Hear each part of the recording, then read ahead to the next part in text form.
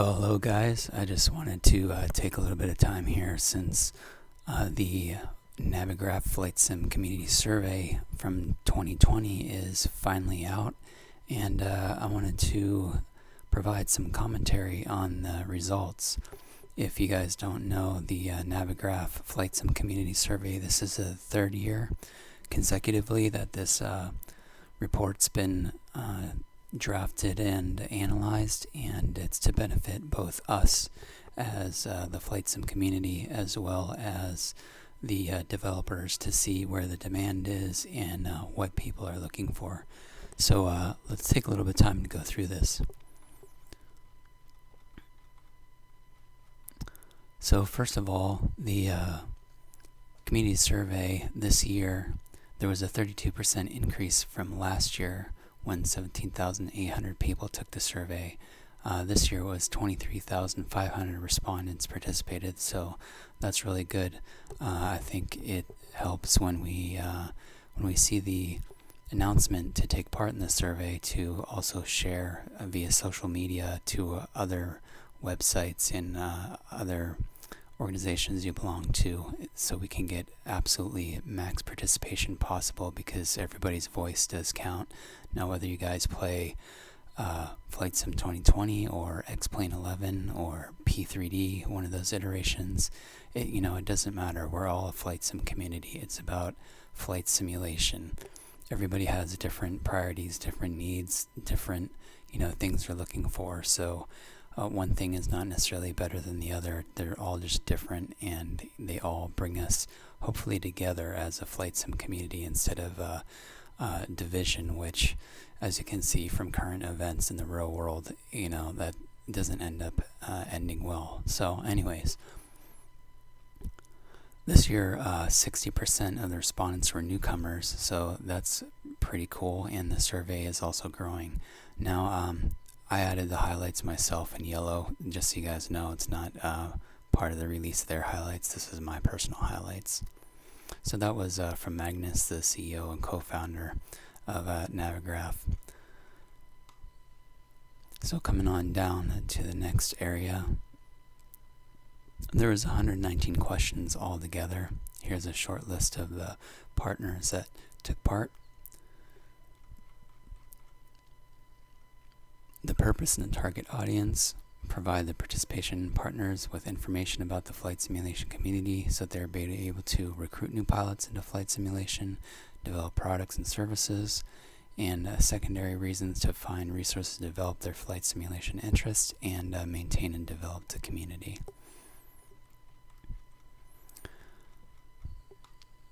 Alright, analysis.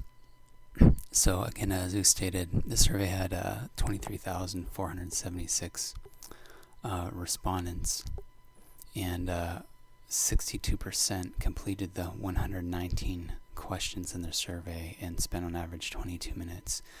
This year it was a little bit longer than last year, and so me personally, I was borderline whether it seemed like it was taking a little bit too long to complete, but you know what, it's really important to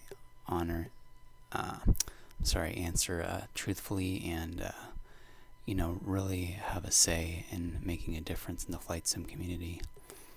Demographics, age breakdown, there's a pretty even breakdown, between 25 and 70, 6 to 8%, pretty even spread, with the largest hit in the around 20 to 25 age. So pretty standard, nothing major from last year, so that's good. Gender, unfortunately, females only make up 0.9% of the flight simulation community. Let's try to make that number change and increase participation and get more females interested in the Flightsim community. So if you have a spouse or a partner or a girlfriend, sisters, aunts, whoever, I think this would be good to boost this number. Employment status, most people are employed full-time. Some are retired at 16%, 10.4% are still in school. And personally, I don't know why people prefer not to say. Again, this survey is anonymous. They're just analyzing this information to make, allow us to make better decisions as a Flightsim community and for developers. COVID employment effect. For the most part, 81% hasn't changed employment status due to COVID. Myself, my status has changed due to COVID. Next, country. The United States by far is the leading country that participated in the survey with 26.7%, followed by the United Kingdom at 13.9%, and thirdly, Germany at 10.4%. They make up the bulk.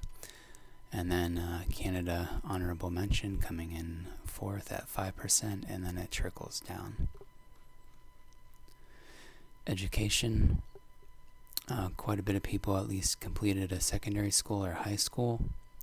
A fair amount of people do have a bachelor's degree, followed by a master's degree, and some even with an associate's degree. So that's good. It seems pretty much everybody is relatively well educated, and that flight simulation as a hobby, it's something, an interest you want to learn more about and hopefully try to fly realistically. Now, there's times that I want to just log on and just casually fly around and just unwind. So whatever your reasoning, that's completely fine. It's all just part of the fun. Income, we have the biggest breakdown between like 40,000 and 70,000 a year, 9 to 10%, and then that tail staggers all the way out up to 200,000. Personally, the income really isn't a huge number, other than developers. Once we get further down in the questions, what type of budget, what's your budget annually, how much do you spend on flight simulation software, on sim hardware, etc. Gaming interests, they also asked a question about what other type of computer games do you play, if any. And it is worth a mention, both Truck Simulator and Train Simulator are two of the most popular answers. Now, one of the channels I follow, he also streams a gaming channel, and started playing Truck Simulator. I guess Euro Truck Simulator is quite popular, although there is an American version. And then Train Simulator, which I play occasionally, especially the Steam, so that's pretty interesting.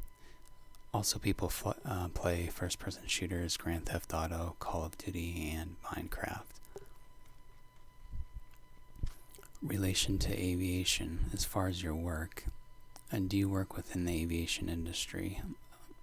Overwhelming 81% said no. That's kind of to be expected.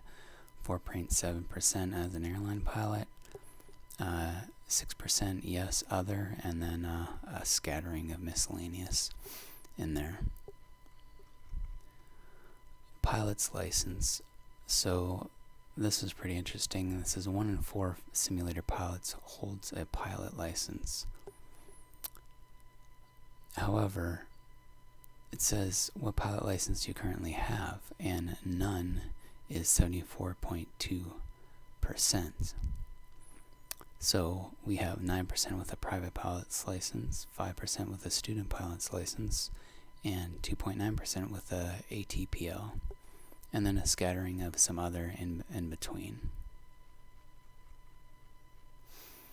Simulation in relation to aviation. Where'd you first get your flight simulator?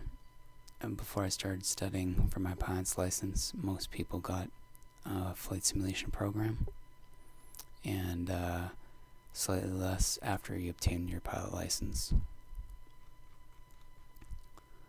Flight school enrollments. 7.8% of respondents are enrolled in a flight school, with the vast majority, 92.2%, are not enrolled in a flight school. flight lesson consideration. Would you consider taking real-world flight lessons within the next year? And 1 in 4 said yes, they would. And around 75%, or 3/4, said no. Do you fly combat missions in your simulator? 80% said no, with close to 20% saying yes. I do know, as XPlane 11 is one of the sims I have. Granted, it's not a combat-only simulator, but it is possible to actually fire missiles within XPlane 11. I tried that out once. It's pretty interesting, aiming for different stuff, and that can provide some entertainment as well. Combat simulator preference. This is a good lead into this question. By far, DCS World, people play most of the time at around 18%, and frequently is up to 40%, with the next one following by IL2. And then you can see all the other types of combat flight simulators that people play. Simulator habits, as far as mobile devices. Do you fly simulators on mobile or tablet devices? 83% said no, and 17% said yes. So if you fall into the 17%, you would be considered a finger flyer on a mobile device. How often do you fly the following flight simulation software? Infinite Flight is the majority most of the time, with frequently at over about 55%. And XPlane Mobile comes down here at about 5%, with about 32% frequently.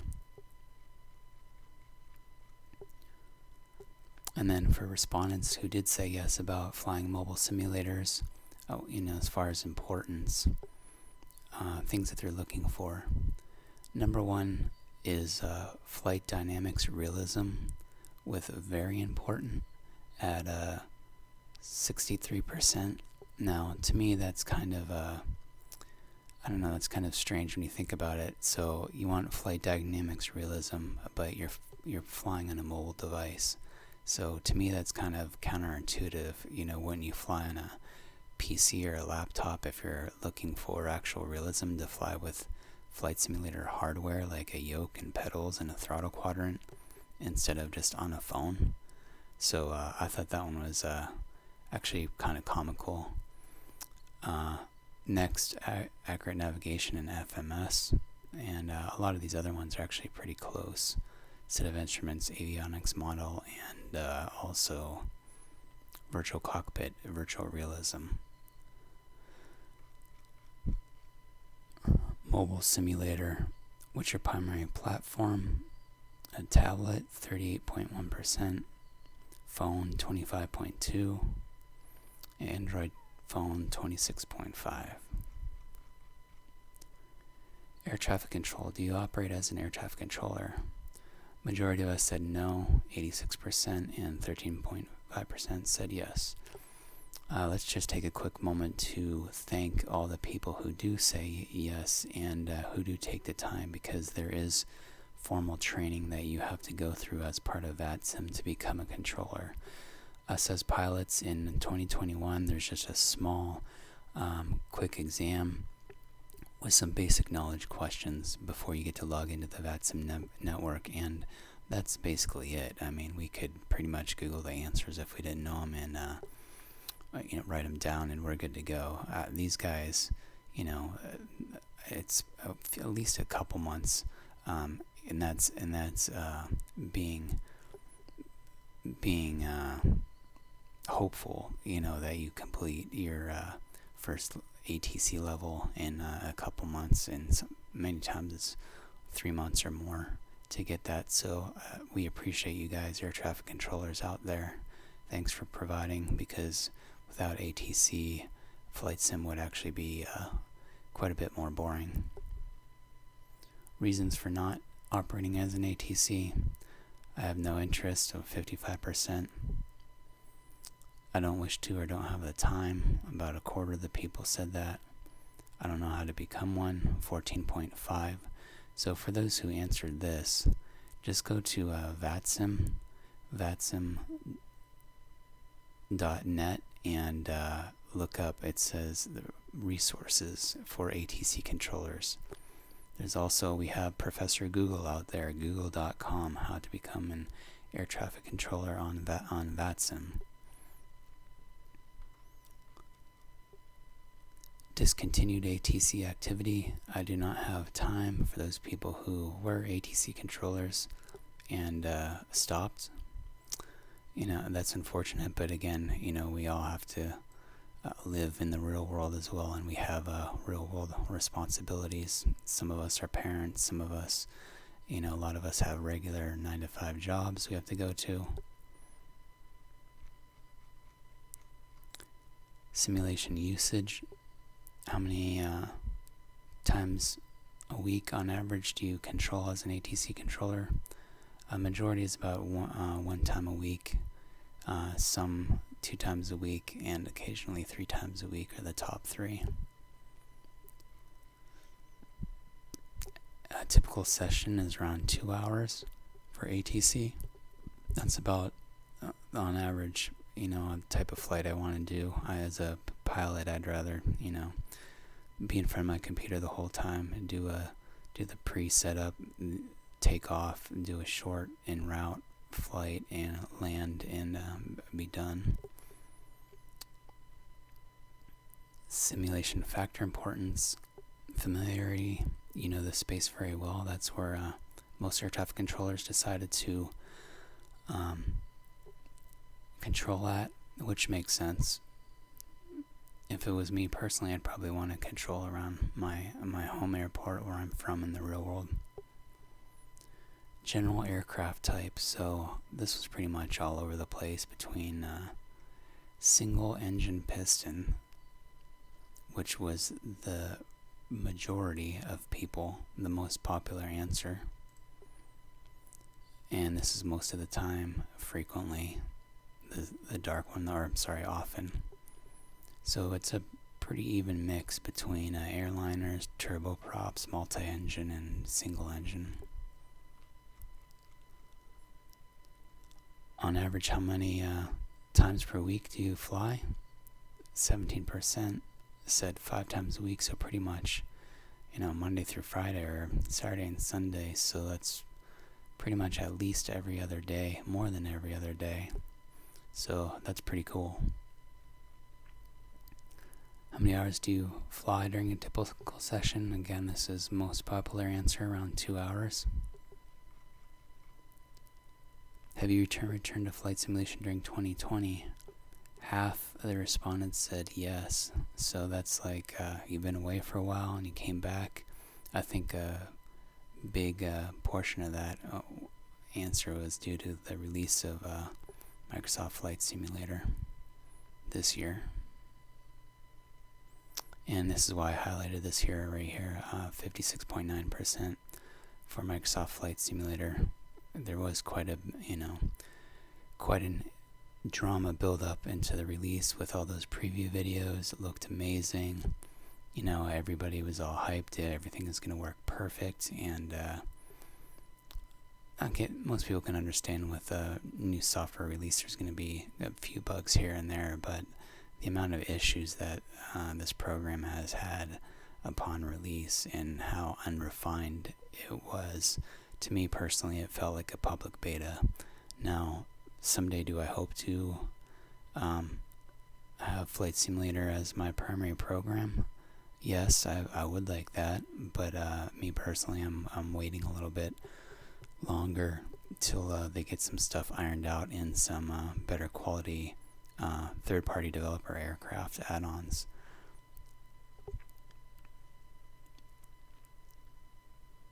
Some people said because of XPlane 11.5, and then 22.7% add other.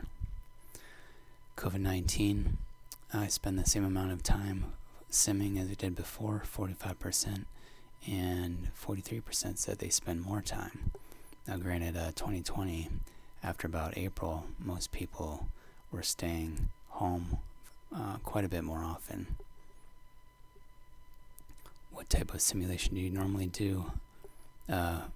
Most popular answer here is civilian airplane pilot. So I do with this answer, I wish they would have broke it down into commercial aviation and then civilian GA aircraft, because that would be interesting to see the breakdown between those two.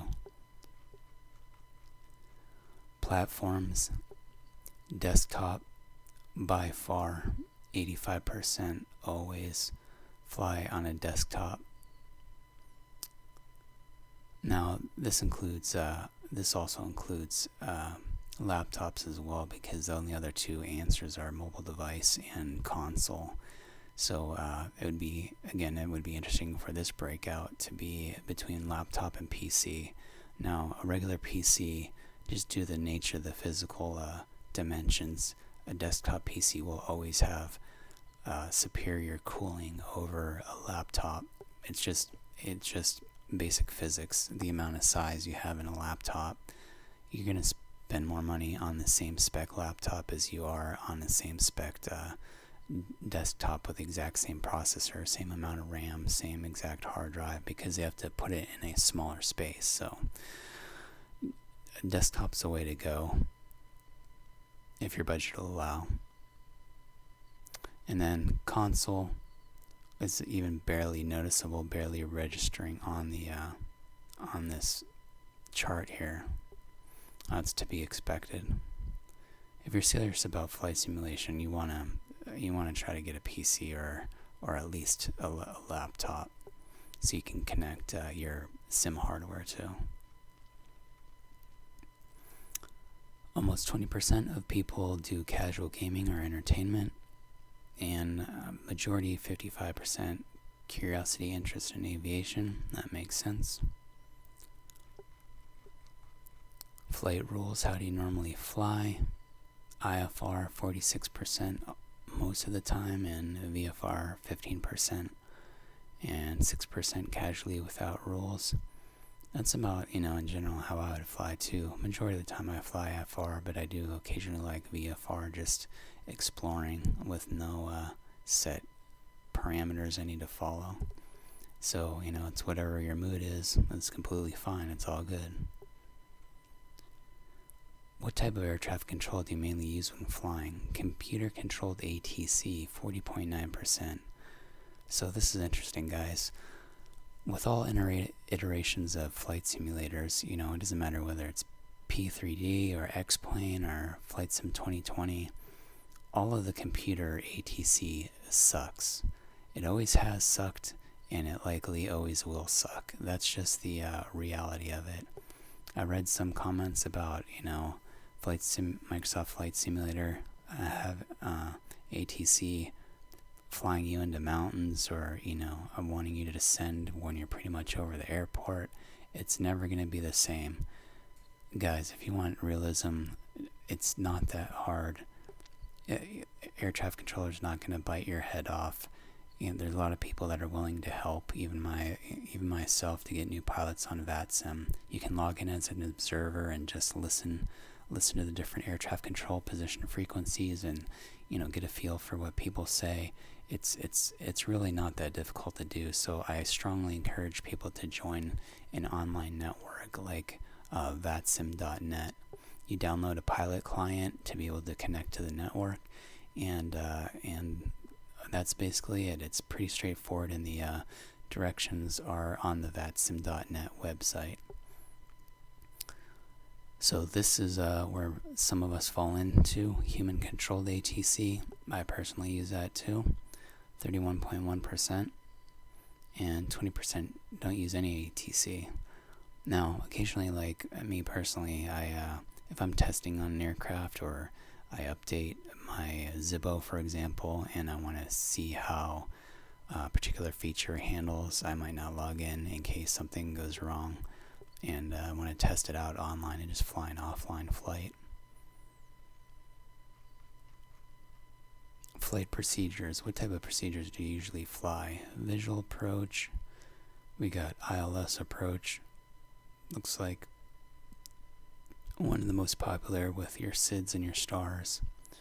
But this is pretty much all over the place. So it makes sense for the most part. Nothing earth-shattering here. Missed approach.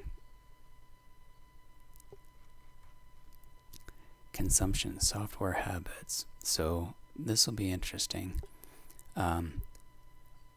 For this year, 2021, I'm actually trying to keep a better log of what I spend between hardware and software, and so I can get a more accurate number when I participate next year.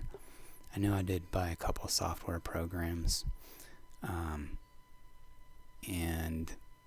I can't say for sure how much I spent. I know it was over $100, but it was nothing ridiculous, and I've already previously had on my sim hardware before 2020, so no large expense there. So we have the most popular at 94%. Obviously, 100% of respondents spent $0, or less. So that's just default there. I don't even know why that bar is in there. So between $0 and $100, and then 94% said $100 or more.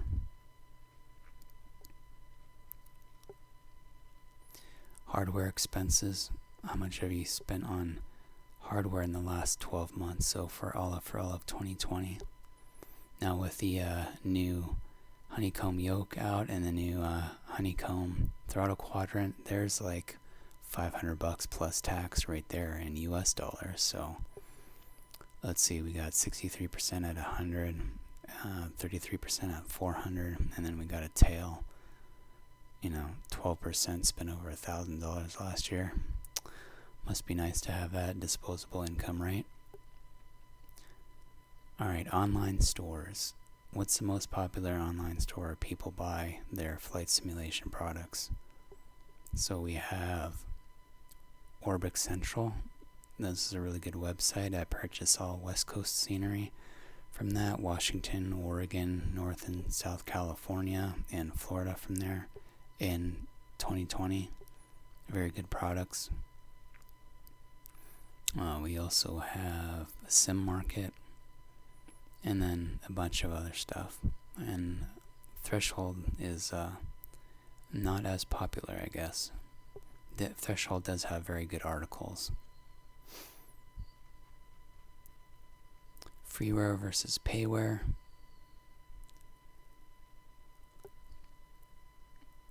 So we have aircraft, mostly freeware is 92% thereabouts. Then you have charts, scenery, weather, air traffic control type program, and flight planning software. So for flight planning software, a quick mention, I use FlightAware.com to find real-world aviation routes by commercial aircraft. That way it tells you your routing and also your flight level, your estimated time of duration, etc. I'll get into a bunch of those websites, but Flight Radar 24, windy.com, skyvector.com, and vattastic.com to see who's logged into the network on VATSIM. Those are a few of the websites I use fairly often, and Simbrief for flight planning. Community. Would you consider participating in an online conference? Almost 60% said yes, so that's pretty cool. Maybe we'll see that in the future. Which components of an online conference would be most interesting to you? Seminars, recorded seminars, obtaining product discounts. That's always good for me, right? Do you contribute to the flight simulation community? 45.1% says no. No, but I would like to. 23.6. I'd like to say, I started looking around a little bit too. There are some openings at some different websites for writers or content creators. So if you guys are talented in that, I just came across a website recently. Flightsim might be looking for additional contributors. But yeah, some of the Flightsim websites you want to frequent to just look in and see if they have any open staff positions. But it's really not difficult to find out if you'd like to write some articles, create some YouTube videos. What stops you? Limited skills, time constraints. That's the majority. Makes sense. Don't know what to contribute. That's pretty much how I thought it would pan out as far as answers. How many years have you contributed to the Flightsim community? 51% said 5 years or more. 18% 10 years. And we even have people out here 40 years, 2%. Wow, I didn't even know there were simulation products, 40 years ago. I guess that would have been with the Flight Simulator 1.0. Communication platforms, again, the yellow are my personal highlights here. Discord people use fairly frequently. TeamSpeak, not as much, but it's there. XPlane forums, Flightsim forums, AviSim forum, and a Microsoft forum. Virtual airline membership. Are you part of a virtual airline? 20.3% said yes, and the majority said no. But, some people are more into the commercial aviation side, like myself, and other people aren't. There's nothing wrong with bush flying or just GA exploring. We all have different interests, different tastes, but we're all the same, that we all enjoy aviation, so that's completely fine. Do you fly online? No. 41.6% versus 58.4% said yes. So over half the respondents did say yes, that they're flying online. So that's good to see. I hope to see that increase even more next year. Flying online has increased by 2.4%. Not a huge amount, but it's better than nothing. Online network preference. VATSIM by far is the leader, followed by IVAO, which is a spin-off of VATSIM. Back in the day, I guess there was some type of disagreement between management, and so some of those members broke off and decided to create IVAO, so VATSIM was the original. Now, just to point out, VATSIM has better air traffic control as far as coverage if you primarily fly in the United States, and IVAO may have coverage better in Europe and other parts of the world more often than VATSIM, but then it also depends. If you're flying events, I fly a lot of events. ATC coverage is, from top down, they provide all the coverage, so it really much doesn't matter if you're flying event. So if you're not flying event, you're just randomly logging on. VATSIM is better if you're flying in the United States. You're more likely to get controllers that are online for those people who want to fly in the US. But being that VATSIM is the vast majority, regardless, it would probably be better I wish there was just only one, and we could all be the same community on one platform, and pack the virtual skies as much as possible. But, there's competition out there, different stuff, so I guess competition is healthy. IVAO did just come out with a, PDCLC, whatever it is. I can't remember the acronym for it, but they just released that new feature where you can get text type updates, so that's cool. Sophistication and realism of software. What's most important to you when considering joining a network? Friendly list of fellow members and staff.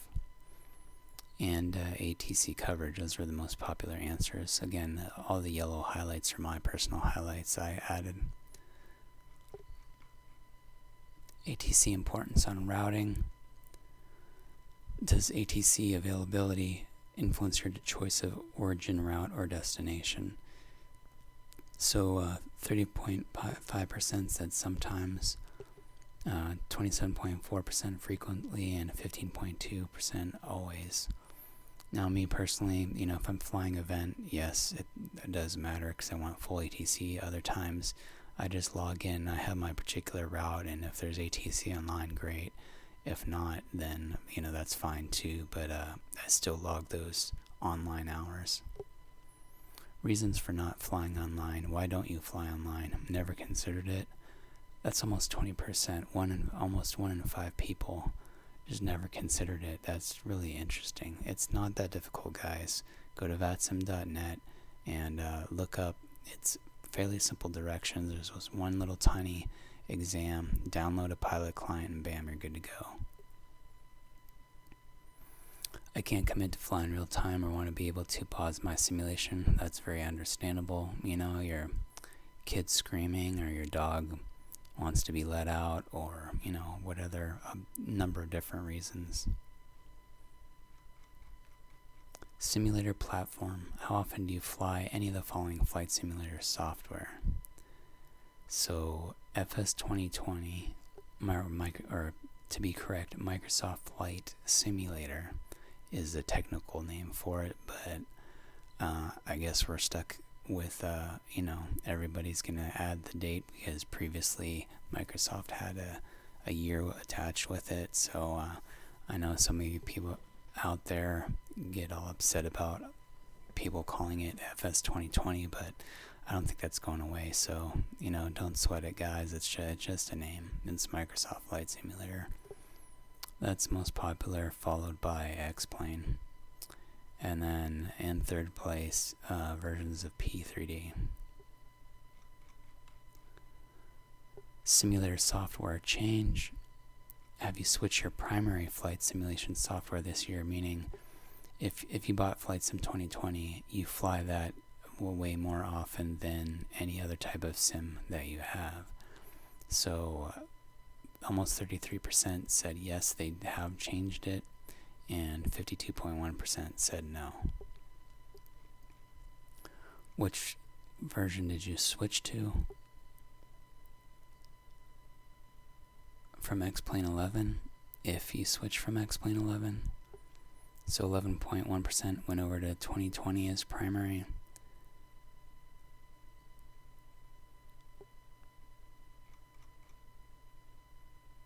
From which flight simulator did you switch to Prepare 3D? From an earlier version, most people did. They upgraded, maybe P3D version 4 or version 5 as the latest. And then Microsoft Flight Simulator. Do you fly simulators on desktop or laptop? Yes. So this is a weird question. It's not a yes or no question. Do you fly simulators on desktop or laptop? It should be desktop or laptop. So I'm assuming this interpretation is vast majority of us fly on a desktop versus a laptop. Or this is included desktop and laptop, and this is no, you're a finger flyer on a phone or something else. Windows 10 crushes any other type of operating system. That's to be expected. Graphics card, NVIDIA is king, followed by a measly 7.6% of AMD. So as far as support, resources, getting answers to your questions online, you're most likely to find them if you have an NVIDIA card. And also NVIDIA has integrated, they have a program called Shadowplay, which I'm actually recording with right now, and it's freeware as part of your NVIDIA purchase. Which graphics card do you have? GTX 1080, 18.1%. We got RTX 2080 at 16.2%. 2070, 11.4%. And then you guys see all the rest. You can read that right there. Which AMD card do you have? It looks like most people said other than what's listed down here, but it looks like these popular ones: 580, 5700M, and RX 570. Graphics card drivers. Are you actively keeping your graphics card drivers up to date? Yes.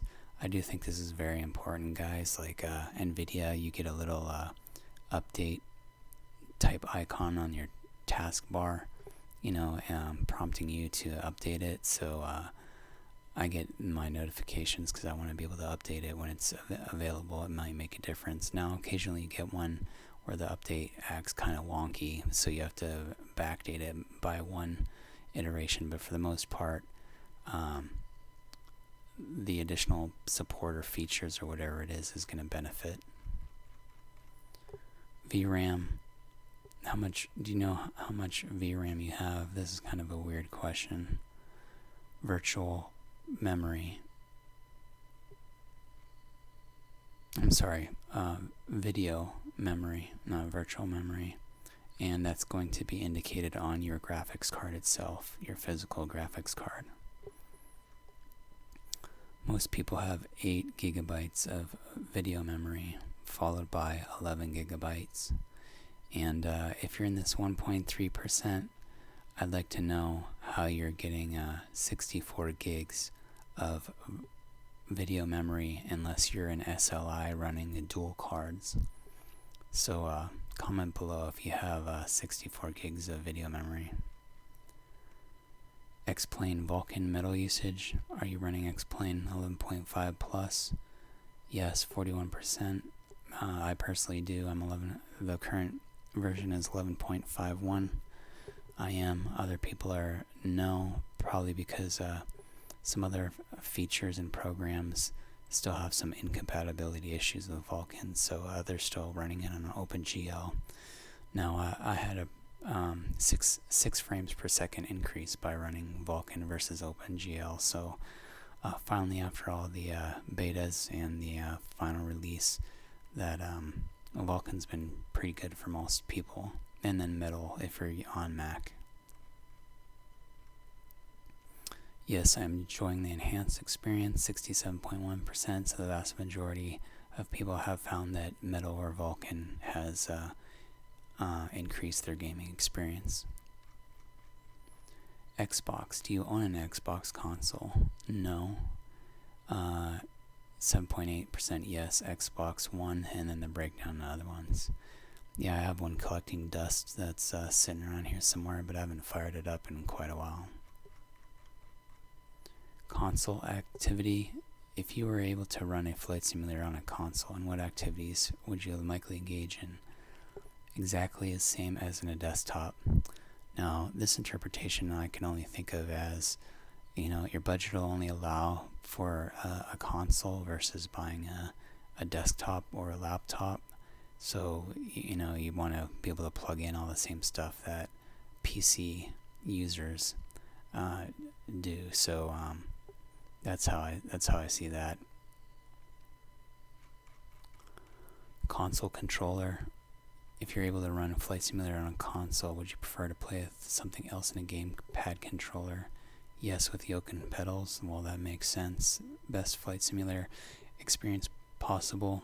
It just adds another depth of realism if you actually get to use a flight yoke and pedals, and even more if you have a throttle quadrant, the physical controls.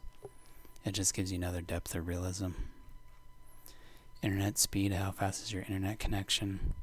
Unfortunately, us Americans, I don't know why, there's limits on how fast we can receive as consumers internet versus over in Europe. They have it out there, over 1 gigabit per second. So yeah, here's a breakout here. You guys can all read this. What does your flight simulator setup look like? Yoke 45.7, pedals 56.5, several displays, head tracker IR. So a lot of different stuff plugged in there. And again, the survey, you can go to the Navigraph website, and there'll be a link to the blog where you can download this this PDF. It's important you can use Flight Simulator platform to log hours toward a pilot's license. Most people said no. 20% said yes. VR, do you own virtual reality headset? Most people said no. Yes, and I use it for Flightsim 11.5, and yes, but I don't use it for Flightsim. I think as time goes on, these numbers will increase here. Me personally, just like the real aircraft, I get to be able to sit, and you're actually going to see the controls and look at the controls, and I physically touch my throttle quadrant and everything versus looking at a little hand with VR. I'm sure it's great in some applications, but it just hasn't caught on as the majority yet. So we'll see what happens. It's getting better all the time. Which type of headset do you use? Here's the list of different VR headsets. Oculus Rift is most popular, and the Rift S. VR simulator software. On DCS World, we have none, or XPlane 11. That's kind of interesting. Most people use XPlane 11 with their VR headset.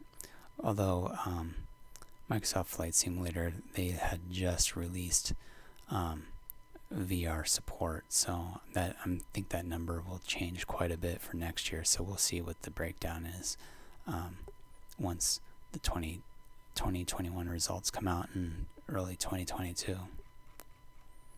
VR session duration, how long do you play using VR? 1 hour, 2 hour, 3 hours, etc. And you guys see that. VR views, which views are you using? Cockpit view, 98%. Yeah, makes sense. That's where we all fly from, not from outside like Grand Theft Auto. So yeah, try to keep it real. Motion sickness. Have you ever suffered motion sickness using VR? Interesting question. Are you aware of your interpupillary distance and its impact on VR? Interesting question. I didn't get that because I don't have a VR headset. VR controls. How do you control the plane? Joystick and yoke, pedals. Most people have that. Hottest joystick is really popular. VFR flight types. What type of flying do you use VFR for? Casual flying, combat, aerobatics, etc. VR versus desktop flying. 10%, 90% on desktop is the vast majority. VR desktop switch. Do you switch between VR and desktop? Most of the time is very low, and sometimes about 1 in 3 switch sometimes between VR and desktop. We got VR launch methods. There was quite a few questions about VR. If people actually answered yes, they own a VR headset. Desirable factors, VR plugins, mods, AviTab, Move VR, Oculus Home, add-ons. And considering all the add-on software, which ones do you find the most important? Aircraft majority, and that's going to be the case with Microsoft Flight Simulator, because that needs some help with some aircraft that has some basic functioning systems. We're not asking for the aircraft to do your laundry and serve you lunch, but a basic functioning FMS or MCDU to get you off the ground to your basic flight planning. It would have been nice, but there's new stuff coming out, and if you guys didn't know, the F15 is due to release very shortly now, for next week actually, for Flight Simulator. Add-on purchase influences video reviews and tutorials is the majority. Same for me. Aircraft add-ons, most important features: flight dynamics realism, virtual cockpit realism, add-on developer reputation, etc. And then you guys can see all the different answers there. Scenery and weather, orthophotos, detailed airports, which aspects of scenery add-on is most important. Makes sense. Detail is the most. High resolution. Terrain topography. What characteristics of important do you consider to be visual quality, accuracy, airport is up to date, and level of detail? Yeah, those are all important, really. Weather source. Weather generated by my simulator. Pretty close with the weather generated by Payware. If you guys haven't tried ActiveSky, which is available for both P3D, XPlane, and I'm not quite sure about Flight Simulator 2020, but you guys can check that out. It's definitely a good program. Please rate how important the following aspects are. Weather importance. Overall experience. Realistic weather experience. A visually exciting experience in lifetime weather.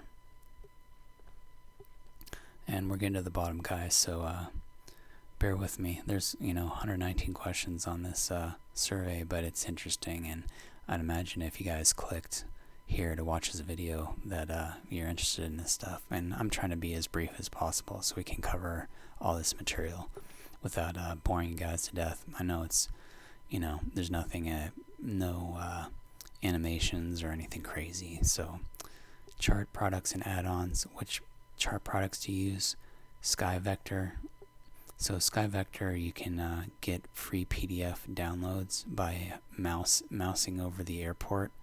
So let's say this is an airport right here. You mouse over it and it'll give you a drop down, and you can download the PDFs or at least view them with a web browser. I personally run a web browser in the background, but I do have Navigraph charts.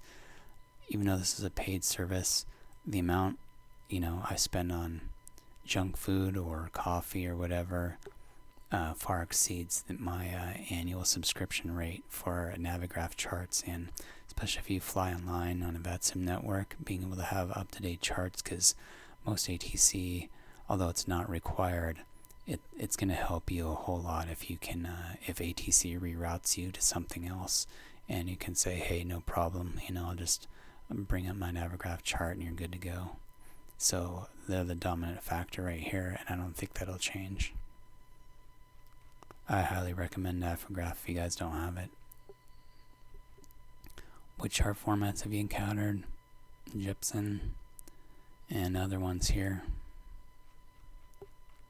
Chart preference. What chart format do you prefer?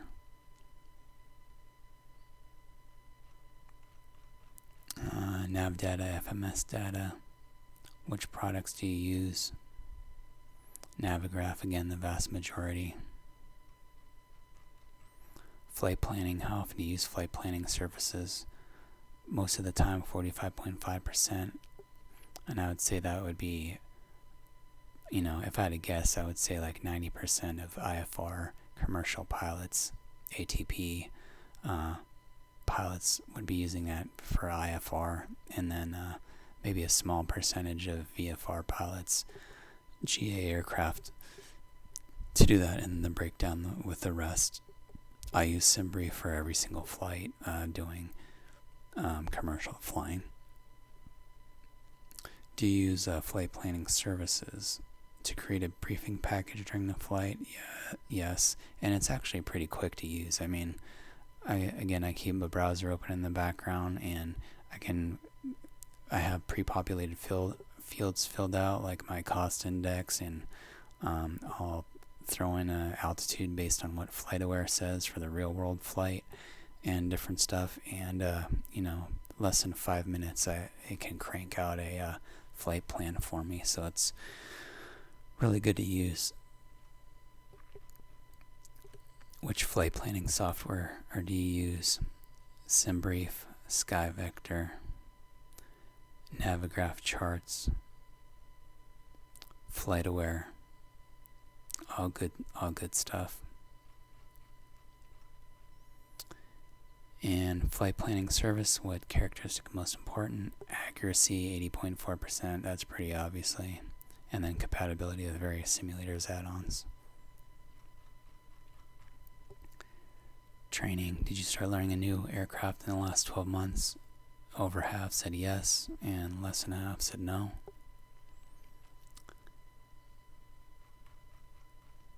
Learning method, aircraft manuals was followed by the vast majority of video tutorials, so I guess YouTube is the king, and that's how most of us learn, is by watching a video. Reading isn't as popular as it once was, but videos are quite convenient, and the amount of content that's available out there, if you just do a search, you can pretty much learn how to do anything on YouTube, so that's to be expected. Aircraft manuals, you can find an FCOM, a flight crew operations manual. If you're looking for a commercial aircraft, an airliner, online, just type in like 737 FCOM or something like that, or whatever aircraft you're flying, and you might get lucky and be able to find somewhere where you can download without having an actual login or something.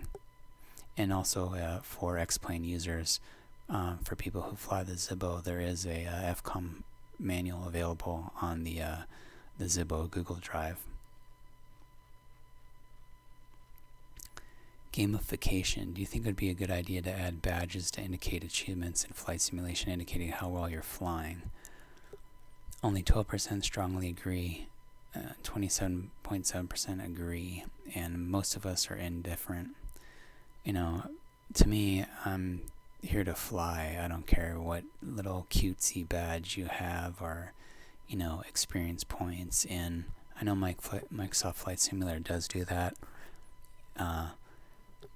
The only thing is, though, that you guys have to be aware of is, as far as I know, I don't think you can see how many points other people have accumulated. So, for example, if you're looking me up and we're both flying together on Flight Simulator, I can't see how many hundreds of thousands of XP points that you have versus, how much or how little I have on my end. I can see your name tag, but I don't know if you're able to see other people's experience points. So indifferent. It's not going to hurt it if they add it, but for most of us, we don't care if they do or they don't. Do you think it would be a good idea to add a score to how well you're flying? Again, most of us are indifferent. If they add it, great. If not, it doesn't matter. And then media consumption. fselite.net is the majority, and I think this was a website that has some writing positions open, and video content creator positions if you guys are looking to get your name out there if you're good at that type of stuff. Flightsim World, Threshold, AviSim. AviSim and Flightsim.com have been around a long time. I mean, they were around when I started simming, and I started simming in 1995. Video performance. Which video platforms do you use for consuming flight simulator related content? YouTube. Hey, is there any surprise there? That's the most popular. And then we got a little bit of Facebook, and we got some Twitch. Paid content. Have you paid for any flight simulation related video content in the last 12 months? No, and only 7.5% yes. I'll put a plug in for, there's a thing called Just Planes Videos, and you download a little installer. It's called Flux Player, after you make your purchase, because that's what they use. But I fly a 737 NG type series, so I'm personally interested in learning as much as absolutely possible. So I do have, I don't know, I think 5 or 6 videos I've purchased on just planes, and it follows you. It's like a flight in a cockpit from pre-flight, taxiing out, takeoff, the en route, and then they talk about different stuff while they're at cruise, in approach and landing. So to me it's worth it. I mean, there's deals where discounted ones are like $15 for a 2 to 3 hour video, and then some other ones, the most I paid was $30, but it's specific content I wanted was for the 737-800, which I fly primarily. And finally, did you participate in last year's survey? 60% said no, and 40% said yes. So let's hope that this number goes way down and that we can aim for 50% for next year, that at least half of last year's respondents participate in next year. And then rate your experience about the current survey. I understood all the questions. I think all the survey covered all aspects of Flightsim. Excited to see results. I think I'll take the survey again next year. And that's basically it. So we got a summary. Most respondents are male, age range 15 to 85 years. Majority earn from 50 to 60K. 25.8% have some sort of a pilot's license. Pilots tend to fly 2 to 5 times a week, 2 to 3 hours per session. Microsoft Flight Simulator is the most popular simulation platform. 28% are members of a virtual airline, which is less than last year. And 40.1% of respondents took the survey last year. So there's a bunch of different stuff in there, and you guys can read that. So this just breaks down more of what we already covered. This is kind of the executive summary at the end. So I hope you guys found that interesting. I know it's a lot of information to cover, and by creating this video, my goal, my intent was to, number one, share the results of the 2020 survey if you haven't seen it, and also for participation for next year, and finally just the depth and type of questions that the survey, that Navigraph does ask. So I want to thank Navigraph for taking the time and the time and the resources to create this type of report, and it benefits both us as pilots, as people who are flying ATC, participating ATC, and also for the developers, so they know where to steer their focus as far as what type of products and services they provide to us consumers who use that type stuff. So I think it was a great survey. Tad on the long side, but I do think it was very important, and all the questions asked were quite valid. So, depending on if you have a VR headset or not, it could add to the length of your survey. But for the most part, I think that's great, and I do appreciate Navigraph for providing this service to the community. So, thank you very much, Navigraph, for that. And with that being said, I'm going to wrap this up. Thank you guys, for those of you who held out to the end, and I'll be adding more videos in the near future about aviation and other stuff. So thank you, and you guys all have a good day and stay safe during these COVID times. All right, catch you later.